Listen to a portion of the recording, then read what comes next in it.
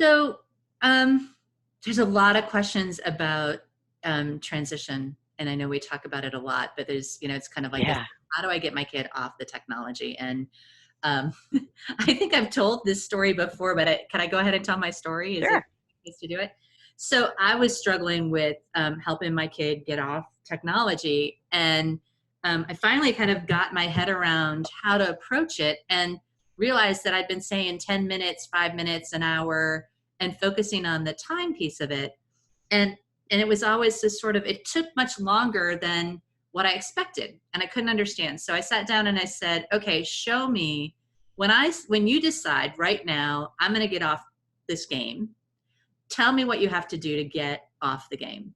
And he Yes. walked me through this elaborate process of checking in with his friends and scheduling the next call, and checking all his points and making sure he had everything in. And we were talking to an expert the other day, and she was talking about, like, it takes 45 minutes just to set up and get started playing some of these games. And so as parents, we say, okay, you have an hour, but it takes 20 minutes to get off. It takes 45 minutes to get on. An hour may not be even a realistic expectation for certain games, right? And so Right. part of it is making sure that your expectations for getting on and getting off are realistic, depending on what your child is doing.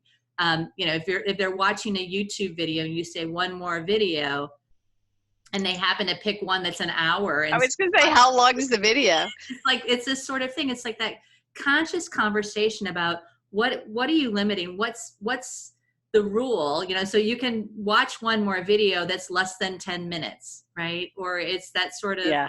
helping them figure out, okay, so with the example of the game, instead of saying you have 10 more minutes, they may need you to stand there and chat with them while they're checking their points and doing all the other stuff, so that you can make sure that they stay on task for exiting the game, rather than just kind of shouting up 10 more minutes from downstairs, which is what we often do.